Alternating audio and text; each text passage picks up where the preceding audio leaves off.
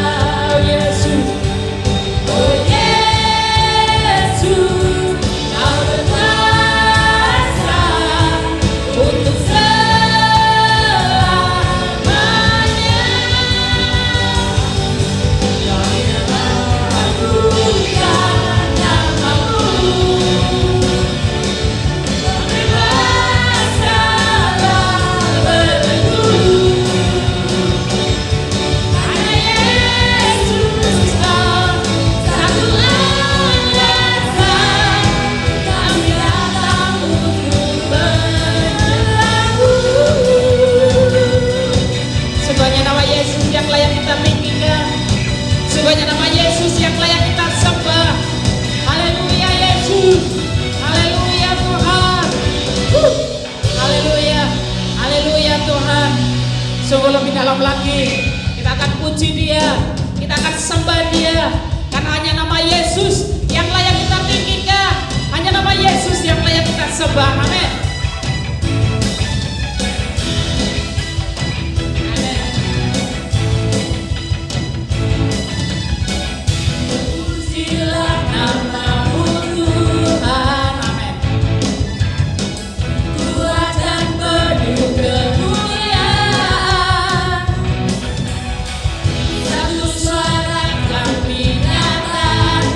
Kebesaran-Mu, kebesaran-Mu kekal selamanya.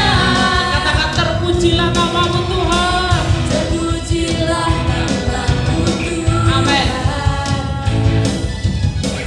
Ajaib dan penuh keagungan,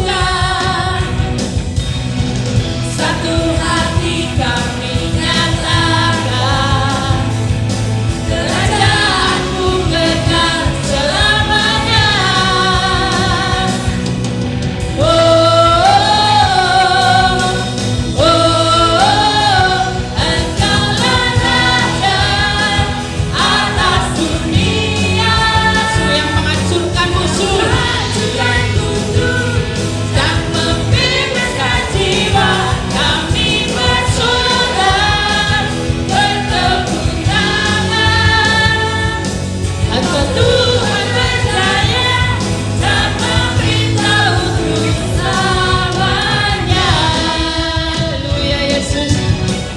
Sorak-sorai bagi Tuhan, kita tinggikan nama Yesus. Nama-Mu Tuhan ajaib, ajaib dan penuh keagungan, satu hati kami nyatakan, kerajaan-Mu kekal selamanya.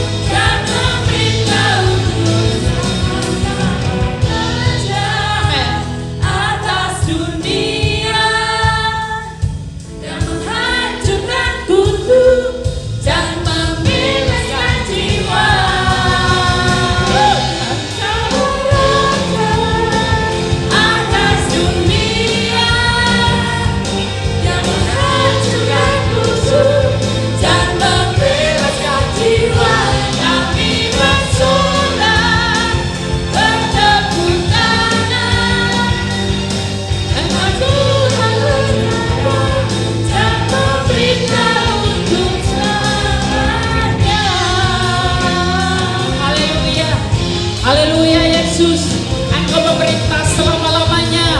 Haleluya, haleluya Yesus. Amin, amin Yesus, haleluya. Kita akan terus bersorak-sorai bagi Tuhan. Haleluya. Dengan sungguh-sungguh kita akan berikan pujian kita yang terbaik buat Tuhan. Kita akan menari untuk Tuhan, bersorak-sorai untuk Tuhan, karena hanya Yesus yang layak kita sembah. Amin.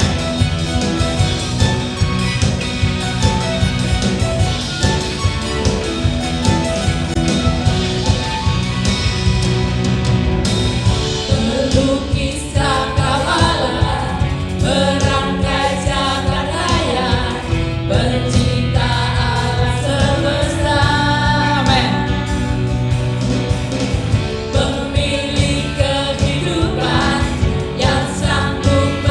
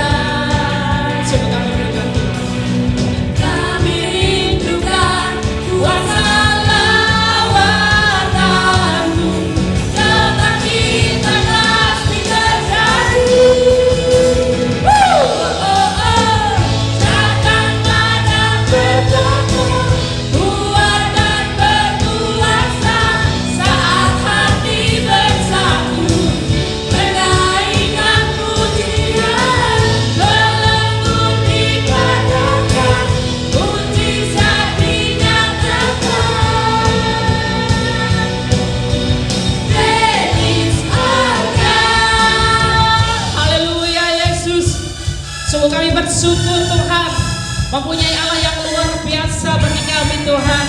Engkau sudah menyelamatkan kami. Haleluya. Amin Tuhan.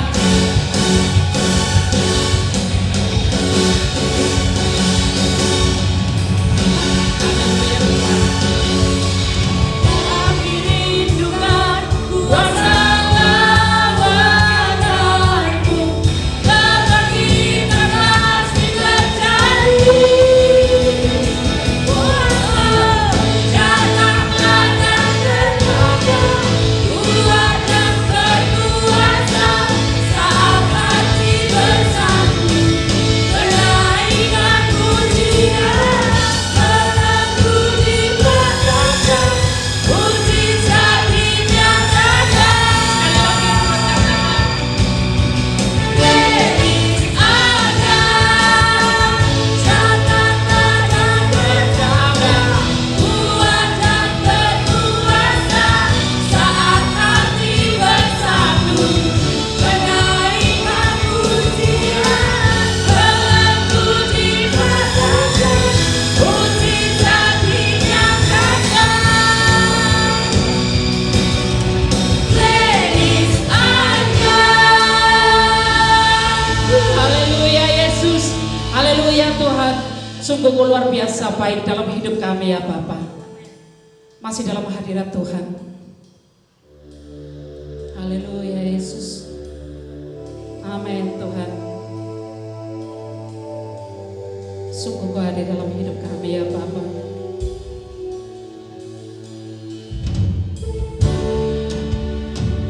Kau Allah yang luar biasa baik dalam hidup kami ya Bapa. Engkau adalah Raja di atas segala raja. Engkau Allah yang layak kami tinggikan. Engkau Allah yang layak kami sembah Tuhan.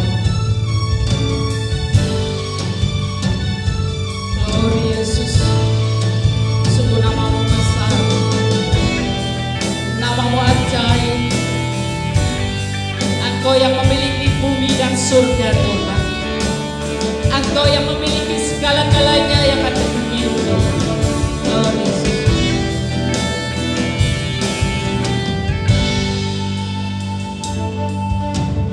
Alam semesta melukiskan kebesaran Tuhan. Bumi dan surga menyanyikan kemuliaan namamu.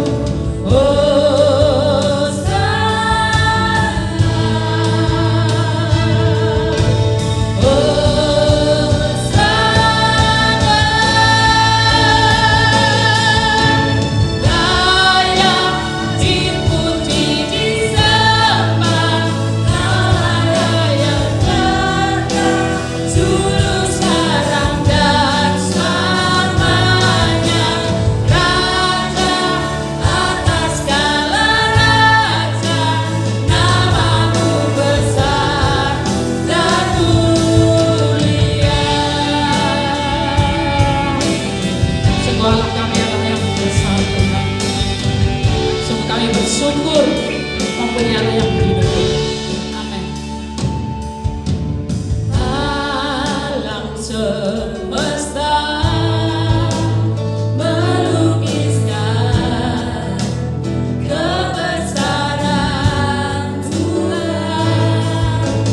Bumi dan surga menyanyikan kemuliaan namamu.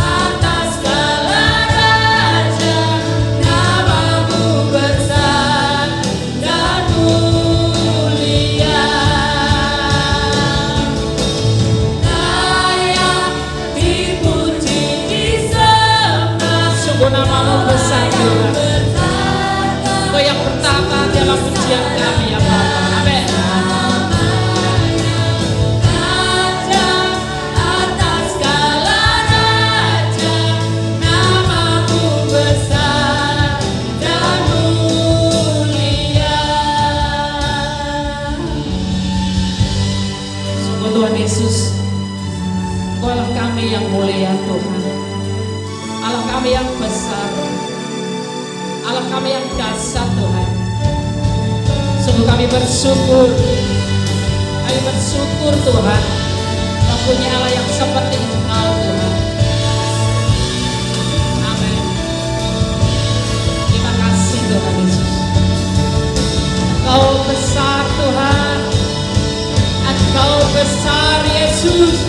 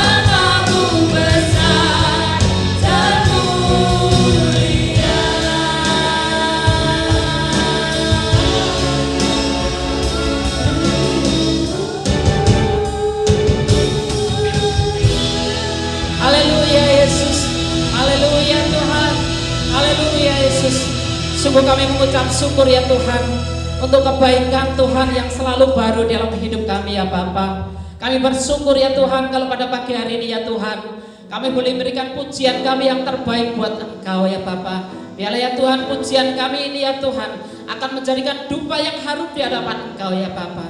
Terima kasih Tuhan Yesus, terima kasih. Sebentar ya Tuhan kami akan duduk diam. Kami akan mendengarkan firman Tuhan. Biarlah pengurapan Allah, pengurapan Nabi itu boleh Tuhan berikan atas beliau akan menyampaikan kebenaran firman Tuhan pada pagi hari ini ya Bapa. Sehingga firman yang akan ditaburkan itu akan bertumbuh dalam hidup kami ya Bapa. Terima kasih Tuhan Yesus, terima kasih Tuhan. Kami siap diberkati Tuhan di dalam nama Tuhan kami Yesus Kristus. Amin.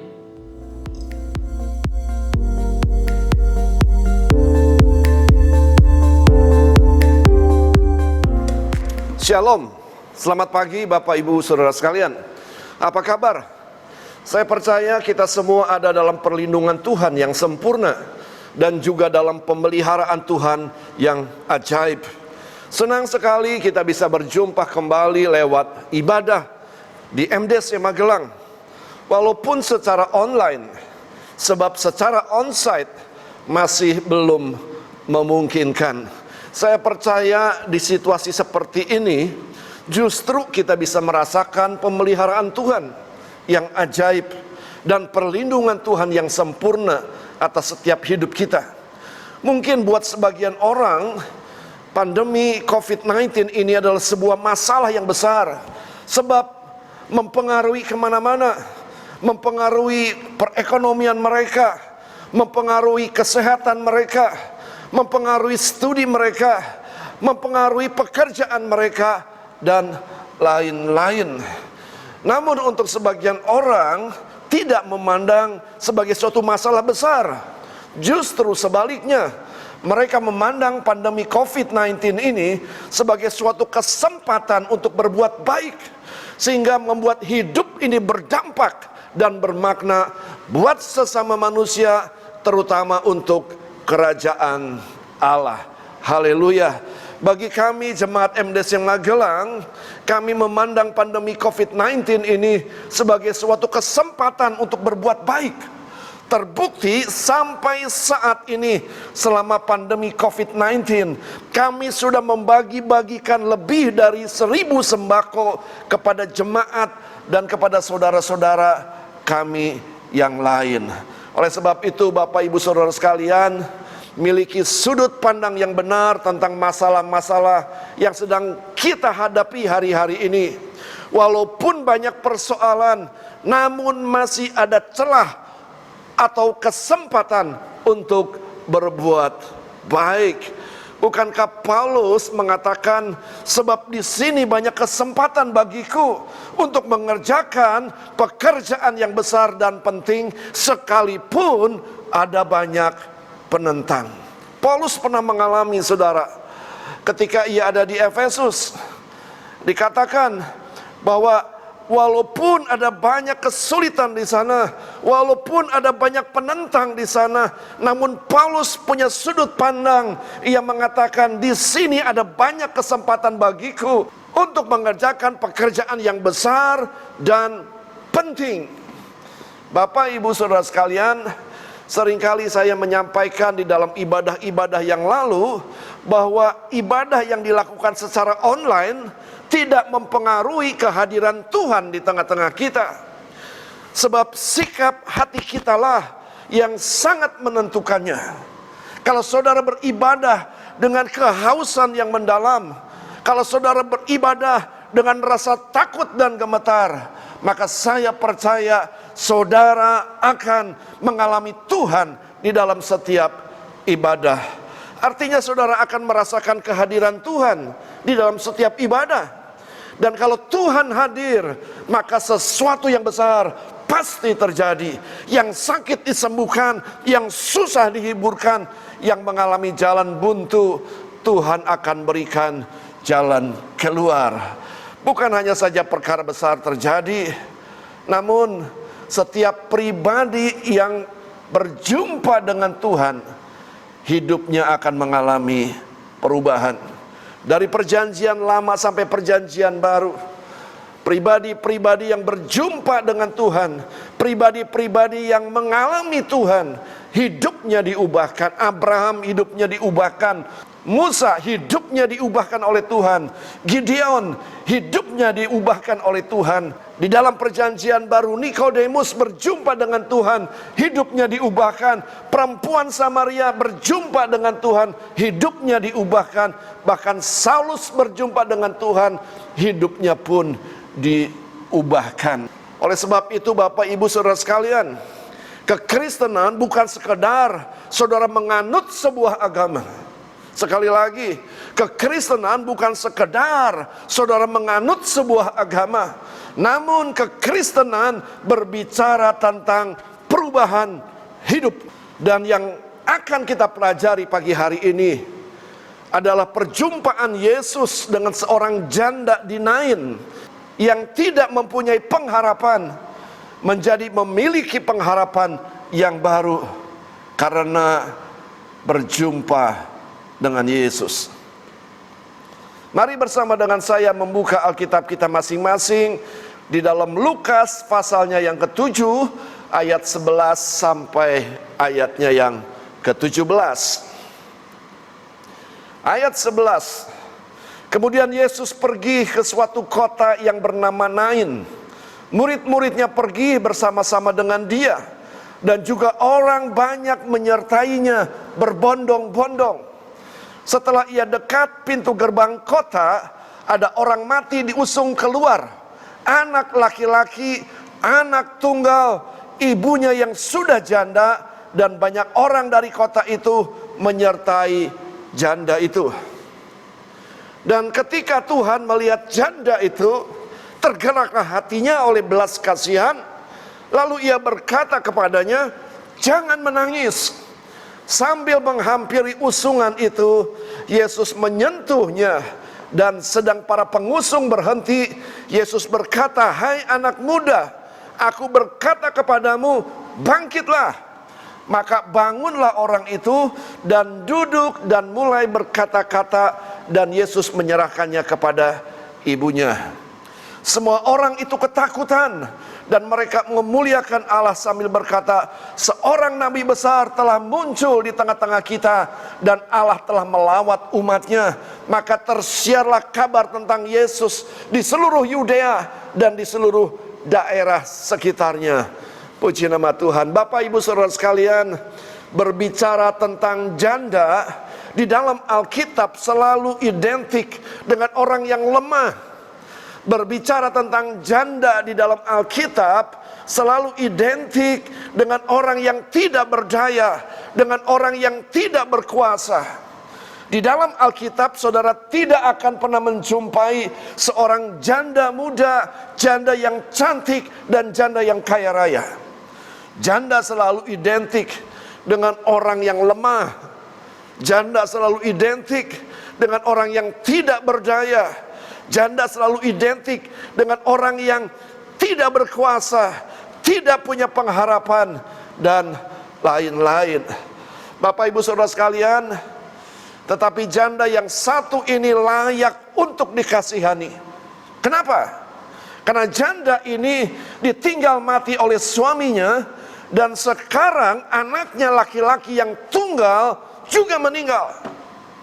Janda ini putus asa, janda ini sedih, janda ini meneteskan air mata, janda ini kehilangan harapan, janda ini kecewa kepada nasibnya. Kenapa saudara? Karena selama ini ia menaruh pengharapan kepada suaminya, namun suaminya meninggal. Lalu janda ini beralih menaruh harapannya kepada anak laki-lakinya yang tunggal, namun anak laki-laki yang satu-satunya juga meninggal. Bapak Ibu Saudara sekalian, ini janda bukan janda yang jahat, yang suka mengganggu suami orang, tetapi ini janda yang baik. Terlihat dari ada banyak orang yang datang saat melayat anaknya meninggal. Saudara ingat yang namanya Mother Teresa, karena dia adalah orang yang baik, karena dia adalah orang yang berdampak, karena dia adalah orang yang bermakna. Ketika dia mati, ratusan ribu orang datang untuk melayat. Ada perdana menteri yang datang, ada presiden yang datang, ada ratu yang datang, saudara, untuk melayat seorang yang namanya Mother Teresa. Saudara, kalau ingin melihat orang itu baik atau tidak, saksikan pada saat orang itu meninggal. Kalau ada banyak orang yang datang melayat, saudara, itu menunjukkan bahwa semasa hidup orang tersebut, hidupnya bermakna dan hidupnya berdampak. Bapak Ibu Saudara sekalian, kesalahan yang besar yang dilakukan oleh janda ini adalah ia salah menaruh pengharapan di dalam hidupnya. Seharusnya ia menaruh pengharapan kepada Allah saja, bukan kepada manusia. Orang benar menaruh pengharapan kepada Allah yang kekal. Kepada siapa saudara menaruh pengharapan di dalam hidup ini? Kepada uang? Apakah kepada perusahaan yang saudara miliki? Apakah kepada anak? Apakah saudara menaruh pengharapan kepada suami? Kepada toko? Saya ingin beritahu, semuanya itu bisa berubah. Sepanjang saudara salah menaruh pengharapan di dalam hidup ini, maka saudara akan mengalami hal-hal yang tidak mengenakan di dalam hidup ini. Sepanjang saudara salah menaruh pengharapan, maka saudara akan mengalami kondisi seperti janda ini. Tidak punya pengharapan, khawatir, takut, sedih, depresi, dan kekecewaan di dalam hidupnya. Bapak Ibu Saudara sekalian, ada sebuah kesaksian dari Singapura, di mana ada seorang bapak ketika sedang berjalan di Orchard Road, dia berjumpa dengan seorang pengemis, dan pengemis itu meminta uang kepadanya. Lalu bapak ini keluarkan dompet, lalu dia berikan $5 kepada pengemis tersebut.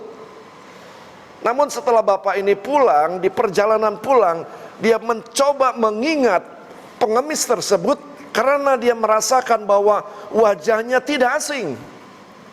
Dia coba untuk mengingat, akhirnya dia teringat bahwa pengemis ini, kalau tidak salah, dia adalah seorang konglomerat di masa-masa yang lalu, seorang pembisnis yang sukses di Singapura. Dia tidak percaya dengan apa yang dia lakukan, saudara. Lalu dia kumpulkan beberapa kawan-kawannya, lalu dia sharekan pengalaman berjumpa dengan pengemis yang tidak asing wajahnya. Lalu mereka sepakat bersama kawan-kawannya mencari bapak tersebut. Dan dijumpailah bapak tersebut sedang meminta-minta uang di Orchard Road. Lalu ditanyalah bapak tersebut, kalau tidak salah engkau adalah seorang bisnis yang berhasil di masa-masa yang lalu, bukan? Lalu bapak itu menangis, saudara, pengemis itu menangis, dan ia mulai menceritakan pengalamannya. Dia ceritakan pada saat istrinya meninggal, dia memutuskan untuk tidak lagi berbisnis di Singapura. Dia memutuskan untuk menjadi single parents, membesarkan anak laki-laki satu-satunya, saudara.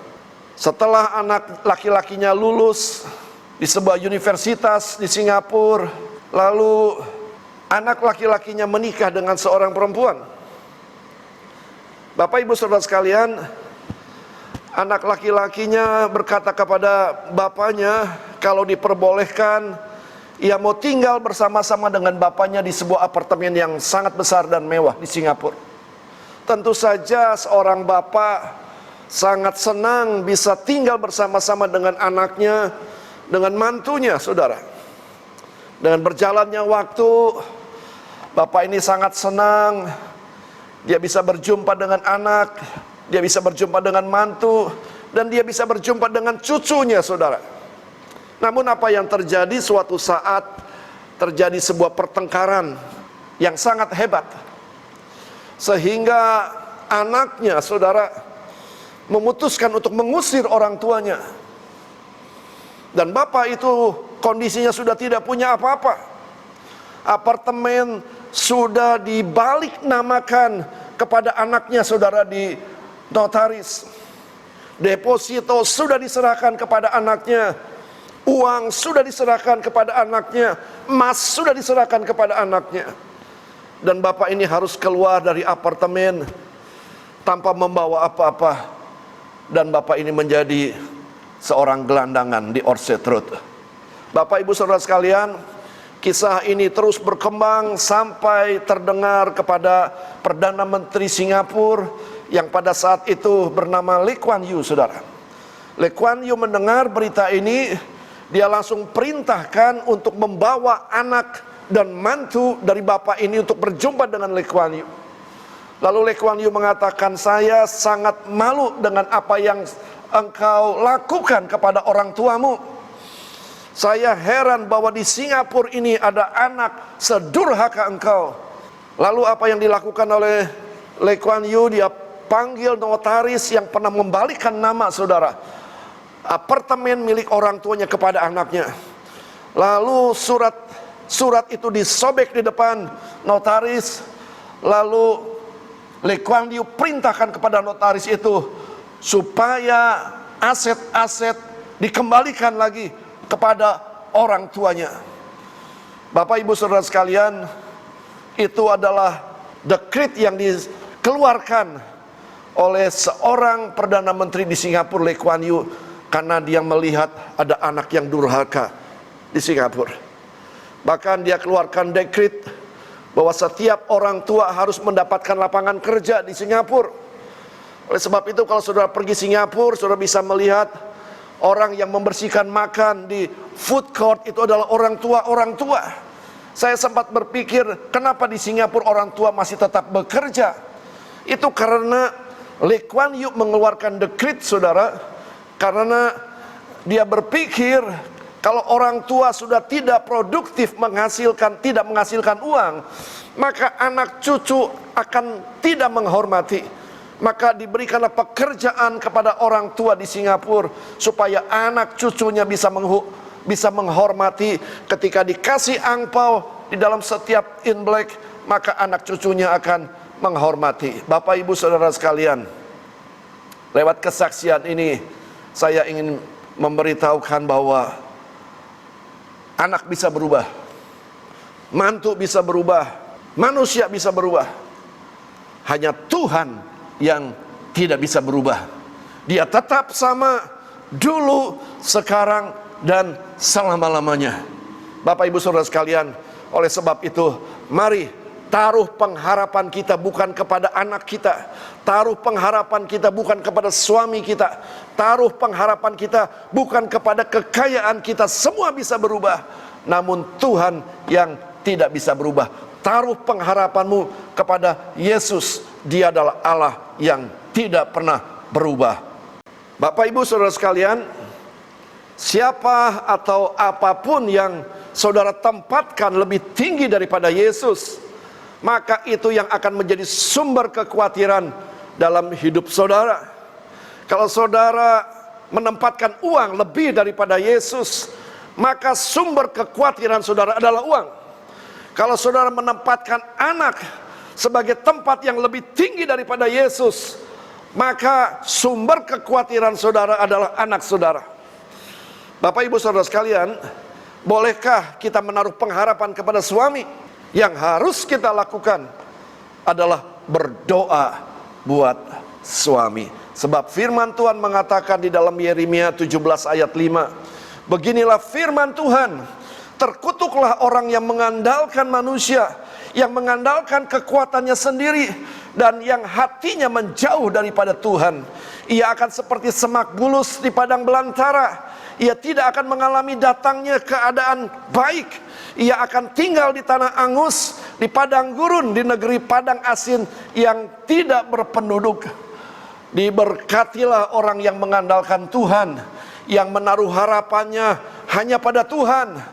Ia akan seperti pohon yang ditanam di tepi air, yang merambatkan akar-akarnya ke tepi batang air, dan yang tidak mengalami datangnya panas terik, yang daunnya tetap hijau, yang tidak khawatir dalam tahun kering, dan yang tidak berhenti menghasilkan buah. Bapak Ibu Saudara sekalian, ada 3 alasan kenapa kita menaruh pengharapan kepada Yesus. Sekali lagi, ada 3 alasan kenapa kita menaruh pengharapan kepada Yesus. Yang pertama, Yesus selalu hadir di saat yang tepat. Bukan kebetulan, saudara. Sekali lagi, Yesus selalu hadir di saat yang tepat, bukan karena kebetulan. Bapak Ibu Saudara sekalian, Alkitab katakan ketika Yesus sedang masuk ke sebuah kota yang namanya kota Nain, tepatnya di pintu gerbang, bersama dengan murid-muridnya dan banyak orang yang berbondong-bondong. Pada saat Yesus mau masuk ke kota Nain, dan pada saat yang sama ada gerombolan orang, saudara, yang sedang membawa jenazah untuk menguburkannya. Nah, mereka berjumpa di pintu gerbang. Bapak Ibu Saudara sekalian, perhatikan, kalau saja Yesus 5 menit menunda keberangkatannya, maka Yesus tidak akan pernah berjumpa dengan rombongan orang yang membawa jenazah untuk pergi ke kuburan. Kalau saja yang orang-orang yang mau pergi ke kuburan menunda 10 menit keberangkatannya, maka orang-orang tersebut tidak akan pernah berjumpa dengan Yesus. Namun apa yang terjadi, Alkitab katakan pada saat Yesus berjalan tepat di pintu gerbang kota Nain, di waktu yang sama, saudara, ada gerombolan orang yang membawa jenazah untuk pergi ke kuburan, dan mereka berjumpa di depan pintu gerbang. Bapak Ibu Saudara sekalian, sekali lagi, kalau 5 menit saja Yesus menunda keberangkatannya, maka perjumpaan itu tidak akan pernah terjadi. Atau 10 menit orang itu menunda pergi ke kuburan, saudara, maka mereka juga tidak akan pernah berjumpa dengan Yesus. Namun apa yang terjadi, Alkitab katakan mereka tepat berjumpa. Artinya kehadiran Yesus di saat yang tepat, bukan karena kebetulan. Oleh sebab itu Bapak Ibu Saudara sekalian, Dia adalah Allah yang selalu menolong kita tepat pada waktunya. Dia tidak pernah terlalu dini, Dia tidak pernah terlambat untuk menolong setiap saudara dan saya. Saya ada banyak pengalaman pribadi bagaimana Tuhan menolong saya tepat pada waktunya. Tidak terlalu dini, tidak terlambat, pertolongannya tepat pada waktunya. Pada saat kami mengurus izin gereja, pertolongan Tuhan tepat pada waktunya. Pada saat kami membangun gereja, ketika kami membutuhkan banyak uang, pertolongan Tuhan tepat pada waktunya. Dengan inilah saya berani mengatakan bahwa ada 3 alasan kenapa kita menaruh pengharapan kepada Yesus. Yang pertama, sebab Yesus selalu hadir di saat yang tepat, bukan karena kebetulan. Ada 3 alasan kenapa kita menaruh pengharapan kepada Yesus. Yang kedua, Yesus adalah pribadi yang peduli dan turut merasakan kesulitan yang kita alami, dan dia bertindak dengan sesuatu yang konkret. Ayat 13 dikatakan, dan ketika Tuhan melihat janda itu, tergeraklah hatinya oleh belas kasihan, lalu ia berkata kepadanya, jangan menangis. Bapak ibu saudara sekalian, dia adalah Allah yang dengan mudah tergerak hatinya. Dia adalah Allah yang peduli. Dia adalah Allah yang turut merasakan kesulitan yang sedang saudara alami hari-hari ini. Sebab di dalam Ibrani 4 ayat 15 mengatakan, sebab imam besar yang kita punya bukanlah imam besar yang tidak dapat turut merasakan kelemahan-kelemahan kita. Sebaliknya, sama dengan kita, ia telah dicobai, hanya tidak berbuat dosa. Ada 3 alasan kenapa kita menaruh pengharapan kepada Yesus. Yang kedua, saudara, sebab dia adalah pribadi yang turut merasakan kesulitan yang sedang kita alami. Saya tahu hari-hari ini ada banyak orang yang sulit, saudara. Sulit di dalam hal keuangan, sulit di dalam kesehatan dan sebagainya. Saya ingin beritahu, dia adalah Allah yang turut merasakan kesulitan yang kita alami.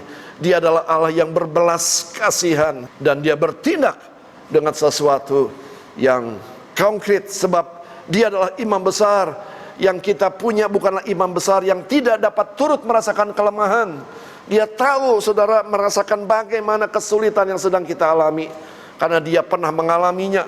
Oleh sebab itu, dia berikan jalan keluar pada saat engkau dicobai. Itu alasan yang kedua kenapa kita menaruh pengharapan kepada Yesus. Yang ketiga, kuasa Tuhan tidak bisa dibatasi, termasuk oleh kematian. Ingat peristiwa Lazarus, sudah 4 hari mati, saudara. Tubuhnya sudah hancur, tubuhnya sudah bau. Namun kuasa Tuhan bisa membangkitkan Lazarus di dalam kuburan. Cukup dengan berseru, Lazarus bangkit, maka Lazarus bangkit. Bapak ibu saudara sekalian, anak muda, anak dari seorang janda yang mati, Yesus cukup berkata, bangkitlah. Maka anak muda ini bangkit, membuktikan bahwa kuasa Tuhan itu tidak bisa dibatasi, termasuk oleh kematian sekalipun. Apapun persoalan saudara pagi hari ini, baik itu masalah keuangan, baik masalah sakit penyakit, baik masalah keluarga, percaya kuasa Tuhan tidak bisa dibatasi, termasuk oleh kematian. Dia sanggup menolong saudara, dia sanggup melakukan mujizat dalam hidup saudara. Sebab dia adalah Allah yang berkuasa. Bapak ibu saudara sekalian, mungkin pagi hari ini keberadaan kita tidak ubahnya seperti janda yang ditinggal mati oleh anak laki-laki satu-satunya. Ia kehilangan pengharapan. Ia dalam keadaan sedih, dia dalam keadaan berduka. Dia hilang pengharapan, saudara. Ada satu kesalahan yang dilakukan oleh janda ini, karena dia salah menaruh pengharapan. Kalau dia taruhkan pengharapan kepada suaminya, kalau dia taruhkan pengharapan kepada anaknya, saya ingin beritahu, manusia bisa berubah. Kalau kita menaruh pengharapan kepada uang yang kita miliki, kalau kita menaruh pengharapan kepada pabrik yang kita miliki, kalau kita menaruh pengharapan kepada toko yang kita miliki, saya ingin beritahu semuanya itu bisa berubah. Seyogyanya orang benar menaruh pengharapan kepada Allah di dalam nama Yesus. Sebab dia adalah Allah yang tidak pernah berubah. Ada 3 alasan kenapa kita menaruh pengharapan kepada Yesus. Yang pertama, saudara, Yesus selalu hadir di saat yang tepat. Bukan karena kebetulan. Dia menolong tepat pada waktunya. Dia tidak pernah terlambat. Dia tidak pernah terlalu dini dalam menolong tepat pada waktunya. Alasan yang kedua, kenapa kita menaruh pengharapan kepada Yesus? Sebab Yesus adalah pribadi yang peduli. Dia adalah Allah yang berbelas kasihan. Dan dia turut merasakan kesulitan yang sedang kita alami hari-hari ini. Dan dia bertindak memberikan sebuah solusi. Sesuatu yang konkret akan dia kerjakan dalam hidup saudara. Dan yang ketiga, kuasa Tuhan tidak bisa dibatasi, termasuk oleh kematian sekalipun. Dia Allah yang berkuasa. Dia sanggup membangkitkan Lazarus. Dia sanggup memulihkan keluarga yang hampir hancur. Dia sanggup menyembuhkan yang sakit. Oleh sebab itu, kita menaruh pengharapan kita kepada Allah yang memiliki kuasa. Pagi hari ini Bapak Ibu Saudara sekalian, saya percaya ada banyak pergumulan-pergumulan yang sedang terjadi dalam kehidupan saudara dan saya. Mari jangan salah menaruh pengharapan. Ketika engkau menaruh pengharapan kepada manusia, Alkitab katakan terkutuklah. Namun akan berbeda kalau kita menaruh pengharapan kepada Allah. Diberkatilah orang yang menaruh pengharapan kepada Allah. Pagi hari ini, taruh pengharapan engkau kepada Yesus yang tidak pernah berubah. Dia sanggup menolong saudara. Dia sanggup memberikan jalan keluar. Amin. Mari kita tundukkan kepala, kita akan berdoa. Tuhan, kami bersyukur buat kebenaran firman Tuhan yang sudah disampaikan pagi hari ini. Hamba percaya firman ini adalah firman yang berkuasa. Firman yang sanggup menyembuhkan kami. Firman yang sanggup memberikan pengharapan yang baru kepada kami. Sehingga kami tidak menyimpang ke kiri atau ke kanan. Bahkan firman yang sanggup memberikan kekuatan kepada kami. Untuk kami berjalan tidak letih dan berlari tidak lesu. Meteraikan setiap kebenaran firman Tuhan yang sudah kami dengar ini. Supaya firman Tuhan ini boleh sungguh-sungguh menjadi rema dalam kehidupan kami. Hidup kami boleh diubahkan seperti janda yang tidak punya pengharapan menjadi punya pengharapan yang baru di dalam Kristus. Terima kasih Tuhan Yesus. Hamba berhenti berbicara, namun biar roh-Mu terus berbicara atas setiap kami. Di dalam nama Tuhan Yesus. Bapak Ibu Saudara sekalian, mari angkat kedua belah tangan saudara untuk menerima berkat. Tuhan Yesus, Engkau melihat setiap tangan-tangan yang terangkat pada pagi hari ini. Mereka punya pergumulan, mereka punya persoalan. Biarlah ibadah ini boleh menjawab setiap kebutuhan mereka. Mari Tuhan tolong yang sakit Tuhan sembuhkan, yang susah Tuhan hiburkan, bahkan yang sedang mengalami kekurangan Tuhan berikan kelimpahan turun atas kehidupan mereka masing-masing. Terima kasih Tuhan Yesus. Biarlah masa pandemi ini Tuhan boleh menyatakan kuasa-Nya atas setiap kami. Di dalam nama Tuhan Yesus, hamba sudah berdoa dan mengucap syukur. Mari yang percaya katakan, amin. Tuhan memberkati. Selamat pagi, selamat hari Minggu.